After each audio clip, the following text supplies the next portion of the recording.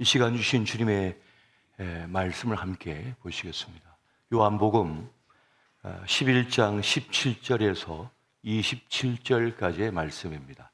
우리 한 절씩 보시고 27절 말씀을 같이 보시겠습니다. 예수께서 와서 보시니 나사로가 무덤에 있은지 이미 나으리라. 베다니는 예루살렘에서 가깝기가 한 오리쯤 되매 많은 유대인이 마르다와 마리아에게 그 오라비 일로 위문하러 왔더니 마르다는 예수께서 오신다는 말을 듣고 곧 나가 맞이하되 마리아는 집에 앉았더라. 마르다가 예수께 여짜오되 주께서 여기 계셨더라 하면 내 오라버니가 죽지 아니하였겠나이다. 그러나 나는 이제라도 주께서 무엇이든지 하나님께 구하는 것을 하나님이 주실 줄을 아나이다. 예수께서 이르시되 내 오라비가 다시 살아나리라. 마르다가 이르되 마지막 날 부활 때에는 다시 살아날 줄을 내가 아나이다. 예수께서 이르시되 나는 부활이요 생명이니 나를 믿는 자는 죽어도 살겠고 무릇 살아서 나를 믿는 자는 영원히 죽지 아니하리니 이것을 내가 믿느냐. 다 같이 이르되 네, 주여 그러하오이다. 주는 그리스도시요 세상에 오시는 하나님의 아들이신 줄 내가 믿나이다. 아멘. 나는 부활이요 생명이니라고 하는 제목의 말씀을 가지고 성탄 특세 세 번째 은혜의 말씀을 나누고자 합니다. 우리가 믿는 주님은 부활의 주님, 생명의 주님이십니다. 사망 권세를 깨뜨리시고 우리에게 영원한 생명을 주시고 또 부활의 영광을 맛보게 하시는 바로 그러한 주님이십니다. 또 주님은 우리에게 생명을 얻게 하고 더 풍성히 누리게 하도록 하기 위하여 이 땅에 오셨다라고 말씀해 주고 있습니다. 반면 세상은 죽이는 일, 생명을 꺼트리는 일에 매우 탁월한 것 같습니다. 무엇인가 자꾸 망가뜨리는 일, 깨트리는 일, 살리는 것보다는 흠집내고 무서운 일에 더 익숙한 것 같습니다. 우리가 믿는 이 그리스도교, 기독교는 바로 생명의 종교인 것이죠. 교회는 생명을 가진 그러한 공동체인 것입니다. 생명을 가졌기 때문에 그 부활의 역사가 있는 것이고 영생의 역사가 있는 것입니다. 복음의 핵심은 부활인 것이죠. 그래서 특별히 사도 바울은 고린도전서 15장을 통해서 이 부활의 장을 통해서 부활이 무엇인지에 대해 말씀해 주고 있습니다. 그 고린도전서 15장 그 첫 번째 1절을 보게 되면 이 부활의 복음에 대해서 말하기를 이것은 너희가 받은 것이다 이렇게 말씀합니다. 우리가 만든 것이나 우리가 고안하거나 우리가 시작한 것이 아니라 이것은 주님께로부터 받은 거라는 거예요. 바로 부활에 대한 진리, 그 부활의 복음을 우리가 주님께로부터 받았다고 말씀합니다. 그러니까 사람의 머리에서 나온 게 아니라는 거죠. 어떤 철학에서 나온 것이 아니라 하나님께로부터 받은 것이다. 그 부활의 진리는 그러한 것이라고 말씀하고 있는 것입니다. 어떻게 가능한 것입니까? 주님은 강력한 생명이시기 때문에 그 생명을 부여하시는 분이십니다. 그리고 주님과 접촉하는 자에게는 살아나는 역사, 부활의 역사가 일어나게 된다는 것을 말씀하는 것입니다. 그래서 이 부활이라고 하는 지식, 또 부활의 역사는 주님께로부터 나온 것이라는 것입니다. 그래서 부활이시오 생명이신 주님을 믿는 자, 아는 자, 모신 자는 어떻습니까? 쉽게 좌절하지 않습니다. 쉽게 실망하지도 않습니다. 쉽게 실패하지도 않습니다. 굴복하지도 않는 것이죠. 왜냐하면 부활의 주님이시오 생명의 주님을 믿기 때문인 것입니다. 이 부활의 주님, 생명의 주님, 영생을 주시는 그 주님이 있는 곳에 늘 생명의 역사가 일어났습니다. 부활의 역사가 나타나게 됐던 것입니다.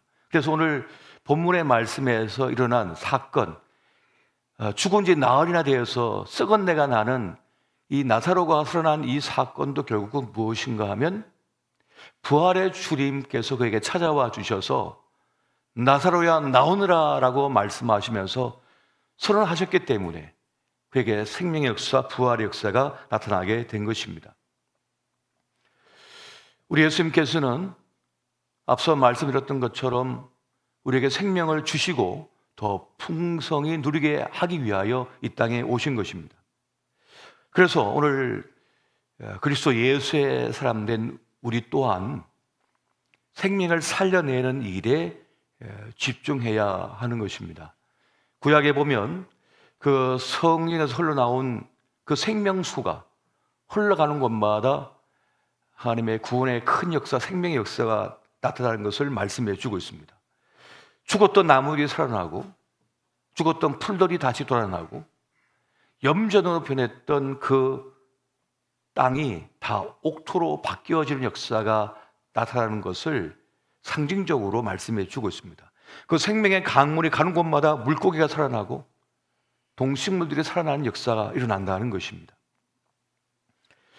그렇게 성전에서 흘러나온 그 물이 모든 것을 살려내는 것처럼 이 땅의 교회가 존재하는 이유는 생명을 살려내고 더 풍성히 누리게 하는 그 사명이 있다고 하는 사실을 여러분 명심하시기 바랍니다. 교회된 우리의 사명이 여기에 있는 것입니다. 여기에 있는 것이에요. 더러운 곳에 접촉되면 모두가 더러워집니다. 거룩한 것에 접촉하면 우리가 거룩하게 되는 거예요. 그래서 나시린들은 시체와 접촉하지 말도록 엄격하게 법으로 정했습니다. 그래서 시체를 만지지 않지요. 부정을 타기 때문입니다. 그래서 병든 사람이나 전염병이나 혹은 어떤 악한 병에 걸렸을 때 접촉을 금했어요. 근데 주님은 그대가 접촉하기를 마다하지 않으셨습니다. 그리고 주님과 접촉한 자마다 생명의 역사, 부활의 역사가 나타났어요. 거룩한 접촉이었던 것입니다. 그것처럼 교회는 그리스도의 몸이잖아요. 그래서 부정한 것, 더러운 것, 병든 것과 접촉을 하게 되어지면 예수 생명의 역사가 나타나기 시작하는 것입니다. 세상은 서로 정죄하고 헐뜯고 공격하며 또 그래서 망가뜨리는 일에 익숙한데 교회가 존재함으로 인하여 다시 화평이 이루어지고 화목이 이루어지고 회복의 역사가 나타난다는 것입니다. 왜 그렇습니까? 죄와 사망의 법을 생명과 성령의 법이 이겨버렸기 때문에 그러한 것입니다. 로마서 8장 1절과 2절 말씀 보면 이렇습니다. 그러므로 이제 그리스도 예수 안에 있는 자에게는 결코 정죄함이 없나니 이런 그리스도 예수 안에 있는 생명의 성령의 법이 죄와 사망의 법에서 너를 해방하였음이라. 예수가 그 안에 있는 사람은 어떤 잘잘못에 대하여 정확하게 진단을 내리고 또 평가도 합니다만 정죄의 자리로 나가지는 않습니다. 그 정죄가 그를 고통스럽게 하고 아프게 하거든요. 그래서 정죄하여 그를 공격하여 그를 죽이는 단계까지 나가는 것이 아니라 내 속에 있는 예수의 법이, 그 생명의 성령의 법이 그를 불쌍히 여깁니다. 그를 위해 기도해 줍니다. 그를 위해 침묵합니다. 그를 보호해 주는 거예요. 왜요? 죄와 사망의 법을 생명의 성령의 법이 이겼기 때문입니다. 그 죄성에서 나를 해방시켜 버리는 거예요. 그런 역사가 나에게 일어나고 또 우리와 접촉한 이들이 그것을 경험하게 되는 것입니다. 그래서 교회는 정죄의 공동체가 아닙니다. 사랑의 공동체고 용서의 공동체인 거예요. 그래서 허물을 덮어주고 그리고 그를 위해 축복하죠. 기도해 주는 것입니다. 그렇게 부활과 생명의 역사는 주님과의 접촉에서 일어나기 시작하는 것입니다. 혈증 앓던 여인이 우리 주님의 그 옷깃에 내 손만 대어도 낫겠다라고 하는 마음이 생겼어요. 그래서 그 길을 지나가시는 그 주님의 옷깃을 터치하죠. 만집니다. 그랬더니 주님의 그 생명의 능력이 빠져나가 버렸어요. 우리 주님께서 아셨던 거죠. 그래서 누가 나를 만졌느냐라고 했을 때 제 아들이 말합니다. 이렇게 수많은 사람들이 서로 밀치고 하는 가운데 주님을 만진 사람이 한두 명이겠습니까? 라고 말을 하죠. 그런데 주님께서 말씀합니다. 진짜 나를 만진 자가 있다는 거예요. 진짜 나와 접촉한 자가 있다는 거예요. 내 능력이 빠져나갔다는 거예요. 수많은 사람들이 서로 왔다 갔다 그 수많은 사람들이 군중들이 몰려온 통에 이리 부딪히고 저리 부딪히고 했겠지요. 그 제자의 말처럼 말이죠. 그런데 진짜 접촉한 사람이 있다는 겁니다. 진짜 주님을 만진 사람이 있다는 거예요. 믿음으로 만진 사람. 그에게 죄와 사망의 법이 아니라 생명의 성령의 법이 역사했다는 거죠. 그래서 그에게 부활의 역사가 나타난 거예요. 그래서 그 병의 근원이 다 찢은 듯이 나아버렸다는 그런 역사를 말씀하는 것입니다. 저는 이 말씀을 믿습니다. 여러분 믿으시기 바랍니다. 진짜 접촉한 사람, 진짜 만진 사람이 있다는 것입니다. 예배는 무엇입니까? 하나님과의 접촉입니다. 하나님과의 만남입니다. 주님 안에 들어가는 것입니다. 예배가 살아있는 이유가 여기 있는 것이죠. 예배의 영광을 과연 누가 맛보느냐? 믿음으로 예배하는 사람, 진정 주님을 갈망하는 사람, 그 지성소 안까지 들어가는 사람. 주님께서 뭐라 했습니까? 너희가 뜰만 밟고 가는구나. 오늘 찬양 좋네. 오늘 말씀 좋네. 오늘 분위기 좋네. 오늘 따뜻하네.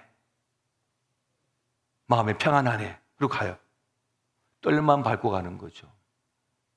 그건 주변적인 것이 아니라 주님 품에 안긴 듯 주의 만지심을 경험해야죠.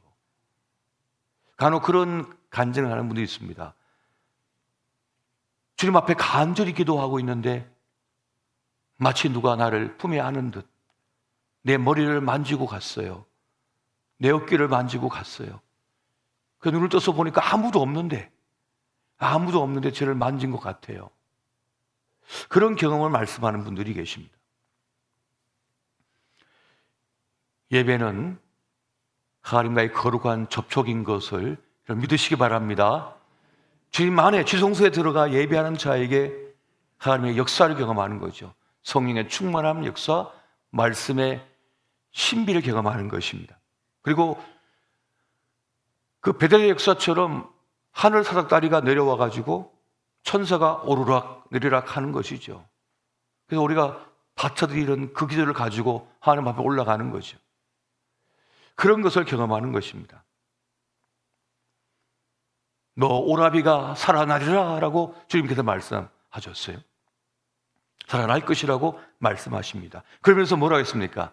네가 믿느냐라고 물어보셔요. 네가 믿느냐? 주님께서는 죽은 지 나흘이나 된 나사로를 살려내십니다.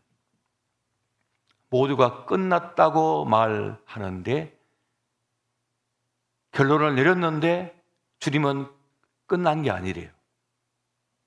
주님은 끝난 게 아니라고 말씀하는 거예요. 주님이 끝내시지 않으면 끝난 것이 아님을 믿으시기 바랍니다. 이 혈종 앓던 여인을 향해 가기 전에는 원래 야이로의 딸을 살려달라는 말을 듣고 가는 길이었잖아요.